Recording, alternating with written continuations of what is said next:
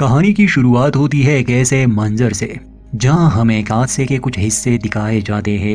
एक आदमी भाग रहा था, हमें एक ब्रीफकेस दिखाया जाता है, गोली चलने की आवाज, एक आदमी का जमीन पर गिरना, लोगों का चिल्लाना और एक छोटे बच्चे की आंखों में डर।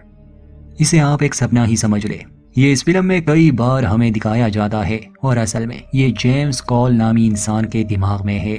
ठीक इसी समय जब वो सो रहा था यही चीजें उसे नजर आती है। वो नींद से जागता है। हम देख पाते हैं कि असल में जेम्स कॉल एक कैदी है। दुनिया में इंसान अब बहुत कम बचे हैं और जो बचे हैं वो जमीन के नीचे रहते हैं क्योंकि बाहर की दुनिया जहरीली हो चुकी है। जेम्स कॉल के कुछ गलतियों की वजह से उसे यहाँ के कैदखाने में रखा गया था। उसके साथ और भी कैदी थे। हम देखते हैं कि उस समय एक महिला रेडियो पर कुछ इंस्ट्रक्शंस दे रही थी, जैसे वो कैदियों को वॉलंटियर करने के लिए कह रही थी। कोई भी वॉलंटियर नहीं करना चाहता था क्योंकि जो भी सेल से गया वो कभी वापस नहीं आया। अब इंसान जमीन के अंदर जानवरों की तरह रह रहे थे तो वो चाहते थे कि कम से कम सब कुछ ठीक हो जाए। काबिल वैज्ञानिक इसी कोशिश में लगे थे। अक्सर वो कुछ इंसानों को बाहर जमीन की सतह पर भेजते, वो भी आमतौर पर कैदियों को, ताकि वो सैंपल्स इकट्ठा कर सके और यहाँ के वैज्ञानिक जांच कर सके कि उस वायरस का क्या हुआ जिसने इंसानी दुनिया को तबाह कर दिया। ना चाहते हुए भी इन लोगों को वॉलंटियर करना पड़ता। खैर, ऐसे ही जेम्स कॉल को भी बाहर जाने के लिए तैयार किया जाता है। उसे एक स्पेशल सूट दिया जाता है। उसे पहनकर जब वो बाहर आता है तो हम दर्शक भी इस तबाही की एक झलक देखते हैं। ऐसी दुनिया जिसमें अब इंसान नहीं है, हाँ जानवर थे, क्योंकि जो वायरस फैल चुका था असल में वो सिर्फ इंसान पर ही असर करता था, जानवरों पर नहीं। अब जेम्स का ये काम था कि जितना हो सके यहाँ से जिंदा जीव टेस्ट के लिए जमा करे। हम देखते हैं वो कुछ इंसेक्ट्स को लेता है। जैसे जैसे वो आगे बढ़ रहा था बिना इंसानों की ये जमीन अब डरावनी लग रही थी।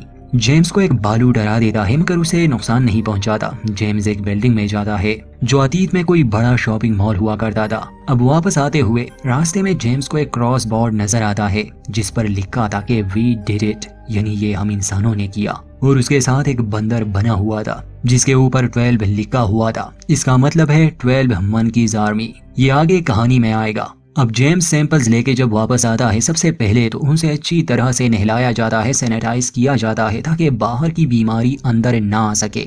और फिर उसे यहाँ के वैज्ञानिकों के सामने लाया जाता है। सबसे पहले तो वो जेम्स की तारीफ करते हैं क्योंकि जेम्स बाकी सबसे काबिल था, उसे चीजें याद रहती थी। फिर उसके सामने एक प्रस्ताव रखा जाता है कि अगर वो चाहे तो अपनी सजा के बदले खास काम के लिए खुद को वॉलंटियर कर सकता है। काम कुछ ऐसा था कि यहाँ के वैज्ञानिक इस कोशिश में लगे थे कि वो पृथ्वी को दोबारा से इंसानों के जीने लायक बना सके, उस वायरस का कोई तोड़ ढूंढ सके, या फिर कुछ ऐसा जिससे ये तबाही कभी हो ही ना। समय यात्रा करके अतीत में जाकर जिस वायरस ने करोड़ों इंसानों की जान ली उसे फैलने से रोकना होगा।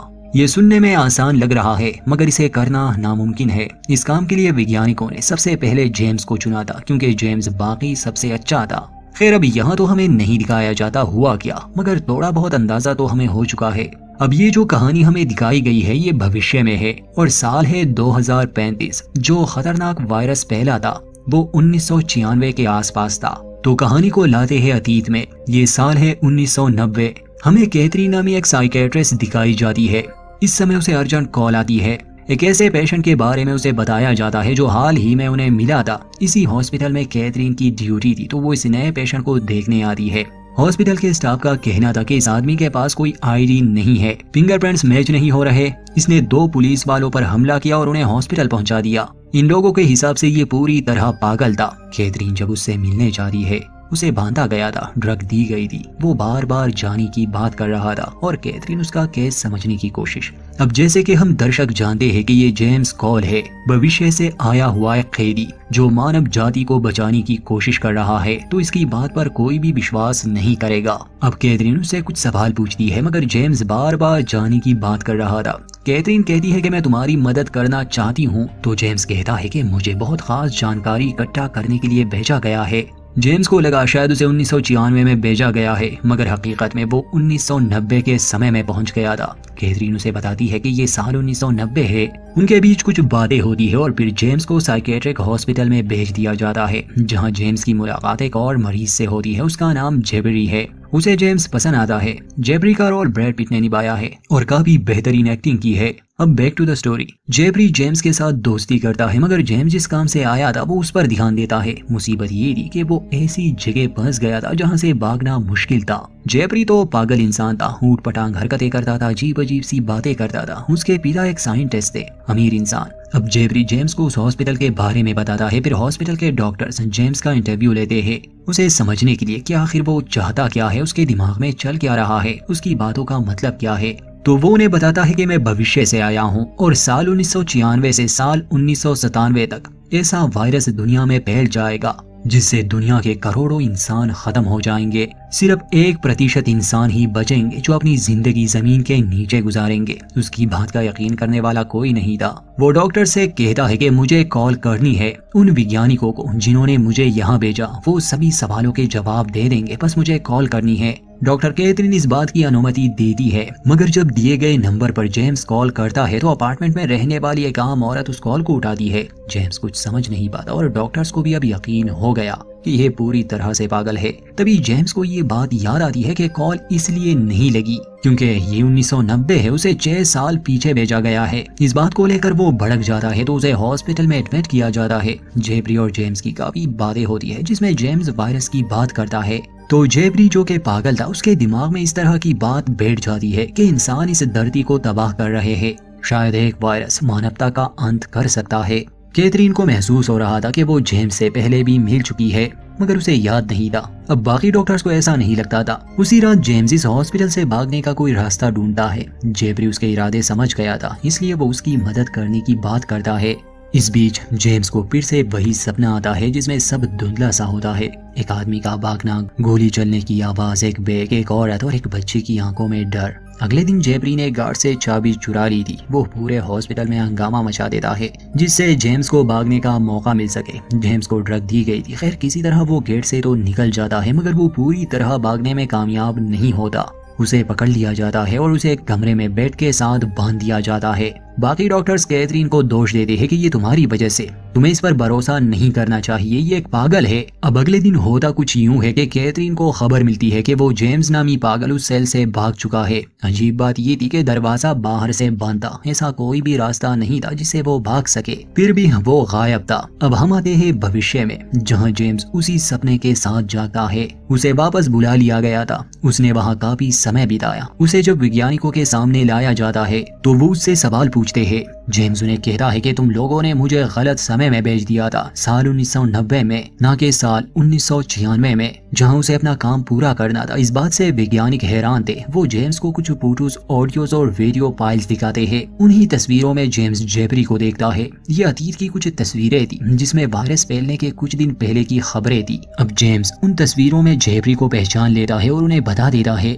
वैज्ञानिक जेम्स से कहते हैं कि क्या तुम दूसरा मौका चाहते हो, हम तुम्हें दोबारा भेज सकते हैं, अगर तुमने अपना काम कर दिया तो हम तुम्हारी सजा खत्म कर देंगे। अब जेम्स इसके लिए राजी हो जाता है। उसे एक बार फिर से टाइम मशीन में डाल दिया जाता है, मगर एक गलती के कारण वो कुछ समय के लिए पहले विश्व युद्ध में पहुंच जाता है जहां उसकी टांग पर गोली लगती है। अब जेम्स के साथ क्या हुआ ये आगे पता चलेगा। अब हम आते हैं अतीत में। इससे पहले हम साल 1990 के समय में आए थे। अब ये साल 1996 का समय है। आज से 6 साल पहले जेम्स को उस हॉस्पिटल में लाया गया था। उसकी जेफरी, कैथरीन और बाकी सबसे मुलाकात हुई। फिर जेम्स तो अपने समय में चला गया, मगर किसी को ये मालूम नहीं था। उन्हें लगा वो एक पागल सनकी था जो भाग गया। अब इस समय यानी 1996 में हमें कैथरीन दिखाई जाती है जिसने कुछ रहस्यमय घटनाओं के बारे में किताब लिखी थी, जिसमें कुछ ऐसे लोगों की बात थी जो इतिहास में आए थे अपने साथ भविष्यवाणी लेके। जैसे वो इंसानों को खबरदार करने आए थे कि एक महामारी आएगी और उन्हें खुद को बचाना होगा, खुद को तैयार रखना होगा। खैर ये प्रेजेंटेशन देने के बाद एक डॉक्टर बुक साइन करने के लिए कैथरीन के पास आता है। इस समाज के बारे में बात करता है और धरती पर इंसान के खतरनाक कामों के बारे में, मगर उस समय कैथरीन उसकी बात पर कोई ध्यान नहीं देती क्योंकि काफी भीड़ थी। अब वहाँ से निकलते हुए कैथरीन को एक आदमी किडनैप कर लेता है जिसके कपड़े गंदे से थे। वो उसे धमकाता है कि गाड़ी चलाओ। कैथरीन काफी घबरा गई थी। जल्द ही वो जान लेती है कि असल में ये किडनैपर जेम्स है। उसकी हालत बुरी थी। कैथरीन उसे 6 साल बाद देख रही थी। वो कैथरीन को फिलाडेल्फिया जाने का कहता है। कैथरीन उसे समझाने की कोशिश करती है कि देखो तुम्हारी दिमागी हालत ठीक नहीं है, मुझे मदद करने दो, मगर जेम्स उसकी एक नहीं सुनता। खैर गाड़ी में दोनों की थोड़ी बहुत बातें होती है और जेम्स 12 मंकीज की आर्मी के बारे में बात कर रहा था। वो अब भी वायरस को रोकने वाले मिशन पर ही था। कैथरीन को लगा शायद ये मेरा पीछा कर रहा है, मगर जेम्स उसे पोस्टर दिखाता है कि मैंने ये देखा इसलिए। अब आहिस्ता आहिस्ता कैथरीन को समझ आने लगा कि शायद ये आदमी मुझे नुकसान नहीं पहुंचाएगा। अगले दिन हम जेम्स और कैथरीन को एक होटल रूम में देखते हैं। कैथरीन नींद से जागती है जो बेड पर बंधी हुई थी ताकि वो भाग न सके, मगर जेम्स को इस बार भी वही सपना आया था और इस बार सपने में वो उस औरत को भी पहचान लेता है। वो औरत कैथरीन ही थी। फिर वो कैथरीन को भी बताता है कि इस बार मेरे सपने में मैंने तुम्हें देखा था। जब वो लोग होटल से निकल जाते हैं तो जेम्स उसे बताता है कि मैं 12 मंकीज की आर्मी को ढूंढ रहा हूँ, मुझे लगता है कि उन्होंने ही वायरस फैलाया था। अचानक रास्ते में जेम्स उसे कार रोकने का कहता है क्योंकि उसने वही क्रॉस बोर्ड देख लिए थे जिस पर 12 मंकीज वाले चिन्ह थे। अब कैथरीन चाहती तो वहां से भाग सकती थी, उसके पास मौका था, मगर वो नहीं कर पाती। अंदर ही अंदर उसे ऐसा महसूस हो रहा था जैसे वो जेम्स को पहले से ही जानती हो। तो वो भी कार से उतर जाती है। अब जगह जगह उन 12 बंदरों के निशान थे। कैथरीन उसे समझाती है कि देखो ये सब जो तुम सोच रहे हो, महसूस कर रहे हो, सच नहीं है, ये तुम्हारे दिमाग में है, दुनिया का अंत नहीं होने वाला। मगर जेम्स ने वो सब अपनी आंखों से ही देख लिया था। अब आगे बढ़ते हुए उन पर 2 लोग हमला भी करते हैं, मगर जेम्स उनसे लड़ता है और उन्हें मार देता है, हथियार छीन लेता है। उस बिल्डिंग से निकलने के बाद जेम्स एक पिग हेड को नोटिस करता है। उसे याद आता है कि ये पिग हेड उन्हीं तस्वीरों में से एक था जो वैज्ञानिकों ने उसे दिखाए थे। उसे लगता था कि उसे यहाँ कोई सुराग मिल सकता है, इसलिए वो उस बिल्डिंग में जाकर वहाँ के लोगों को गन पॉइंट पर रखकर 12 मंकीज की आर्मी के बारे में पूछता है। कैथरीन आती है, फिर से जेम्स को रोकने और समझाने की कोशिश करती है, मगर जेम्स को पूरा भरोसा था। उनसे जेम्स को पता लगता है कि 12 मंकीज की आर्मी का फाउंडर और कोई नहीं बल्कि जेबरी ही है। उसके पिता एक मशहूर वायरोलॉजिस्ट है, यानी वायरसेस को स्टडी करने वाले, और जेबरी उनके साथ सभी कारनामों में शामिल है। तो हुआ कुछ यूं था कि जब पहली बार जेम्स ने समय में यात्रा की और साल 1990 में आया तो हॉस्पिटल में उसकी मुलाकात जेबरी से हुई और वायरस वाला आइडिया जेम्स ने ही उसके दिमाग में डाल दिया कि क्या हो अगर इस दुनिया में खतरनाक वायरस को छोड़ दिया जाए और इंसानों का अंत हो जाए। ये दुख, दर्द, ये हिंसा, ये तबाही सब खत्म हो जाएगी। मतलब कि जिस चीज को रोकने जेम्स भविष्य से अतीत में आया था, उसे रोकने के बजाय उसने ही करने का आइडिया किसी के दिमाग में डाल दिया। अजीब है ना। अब जेम्स और कैथरीन वहां से एक कार चोरी करके उसमें भाग जाते हैं, मगर रास्ते में वो एक सुनसान जंगल में रुक जाते हैं क्योंकि जेम्स का पैर जख्मी था। कैथरीन को जेम्स के पैर में लगी गोली निकालकर उसके जख्म को कवर करना था। वो गोली समय यात्रा के दौरान उसे विश्व युद्ध में लगी थी। अब किसी तरह जेम्स वो जेबरी के पिता के इवेंट पर पहुंच जाता है ताकि जेबरी से वायरस के बारे में जानकारी ले सके। वहां जेबरी ये बात रिवील करता है कि उसे ये आइडिया जेम्स ने ही दिया था, यानी मानवता का सफाया करने का, और इसलिए जेबरी अपने पिता से मिला हुआ था ताकि आगे चलकर वो इस वायरस को चुरा सके और इंसानों पर ही छोड़ दे। इस बीच जेम्स और जेबरी का झगड़ा भी होता है। जेम्स उससे 12 मंकीज आर्मी के बारे में भी पूछता है, मगर जेबरी इस बात से इनकार करता है। वो कहता है कि मेरा 12 मंकीज आर्मी से कोई कनेक्शन नहीं। अब जेम्स को उसकी बात का यकीन नहीं आता, इसलिए वो जेबरी को बहुत मारता है। उसे जेबरी को मारते हुए देखकर जेबरी के गार्ड्स आकर जेम्स को पकड़ लेते हैं, मगर वो उनसे भी खुद को छुड़ाकर भागने में कामयाब हो जाता है। वो वापस उसी जंगल में चला जाता है जहाँ वो कैथरीन के साथ था और वो कार के ट्रंक से कैथरीन को निकालता है। असल में जेम्स जब जेबरी के पीछे गया था तो उसने कैथरीन को जबरदस्ती कार के ट्रंक में बंद कर दिया था ताकि वो भाग ना सके, ये जानते हुए भी कि कैथरीन उसकी मदद करना चाहती है। उसका बर्ताव देखकर कैथरीन को भी गुस्सा आ गया था। वो उससे लड़ने लगती है, मगर जाहिर सी बात है जेम्स उस पर भारी पड़ता है। फिर वो उदास होते हुए कैथरीन को बताता है कि अनजाने में उसने ही इंसानों के अंत का आइडिया एक पागल सनकी के दिमाग में डाल दिया था। अब ये सब बातें जब वो कैथरीन को बताता है तो उसे यकीन नहीं आता। वो तो जेम्स को एक दिमागी मरीज ही समझती थी। अब जेम्स का दिमागी संतुलन कुछ समय के लिए बिगड़ जाता है। वो इस समय और पृथ्वी को महसूस करने लगा। वो बार बार कह रहा था कि मुझे यहीं पर रहना है, यहाँ की हवा कितनी साफ है, यहाँ पानी है, सब कुछ है। ठीक उसी समय पुलिस कैथरीन को ढूंढने इस तरफ आ रही थी क्योंकि पिछले 2 दिन से उसे किडनैप किया गया था। कैथरीन जेम्स से कहती है कि अच्छा यही होगा, तुम सरेंडर करो। वो हॉर्न बजाने जाती है। उस समय जेम्स पानी में खेल रहा था। जैसे ही कैथरीन पलटती है जेम्स वहाँ से गायब था। वो वापस भविष्य में जा चुका था। कैथरीन को हम पुलिस स्टेशन में देखते हैं।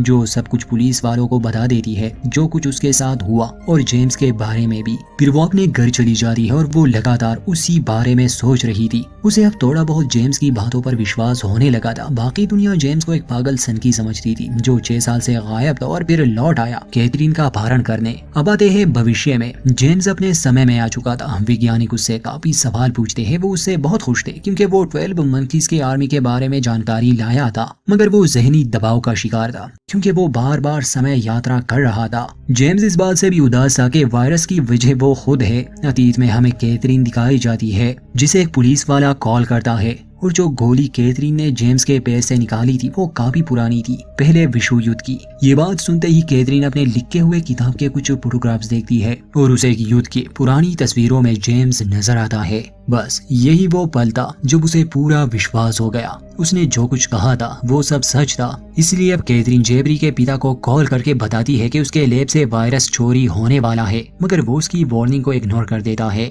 उसे यकीन नहीं था इस बात पर। उस लैब में हम डॉक्टर पीटर्स को भी नोटिस करते हैं, वही जो कैथरीन की प्रेजेंटेशन में आया था। दूसरी तरफ हम जेम्स को देखते हैं। उसे फिर से अतीत में भेजा जा रहा था और जाने से पहले वो वैज्ञानिकों को बता देता है कि वायरस की वजह मैं खुद हूँ। फिर भी उसे एक मौका दिया जाता है कि वो अपना काम सही ढंग से करे। अतीत में कैथरीन उसी बिल्डिंग में जाती है जहां पिछली बार वो जेम्स के साथ गई थी और 12 मंकीज के बारे में उसे पता लगा था, मगर कैथरीन उस बिल्डिंग में नहीं जा पाती क्योंकि उसे सील किया गया था और अंदर जेफरी के साथी थे। अब जेफरी भी वहां आ चुका था। वो प्लानिंग कर रहे थे। अब कैथरीन दीवारों पर वार्निंग लिखने लगी ताकि जेफरी इस काम को अंजाम ना दे सके। इतने में कैथरीन को लोगों के बीच में जेम्स नजर आता है। वो उसकी तरफ भागती है। जेम्स कहता है कि अब मुझे सरेंडर करना होगा, मगर कैथरीन उसे रोकती है कि नहीं, अब मैं सच जान गई हूँ, और वहाँ से दोनों भाग जाते हैं। जेम्स के पीछे अब भी पुलिस लगी थी। दोस्तों, इस कहानी के बीच बीच में जब भी जेम्स अतीत में आया उसे कभी न कभी एक आवाज सुनाई देती जो उसे सावधान करती, गाइड करती। उसे एक भिखारी भी मिला था जिसने कहा था कि वो तुम्हें देख सकते हैं क्योंकि उन्होंने तुम्हारे दांत में ट्रैकिंग डिवाइस लगाई है।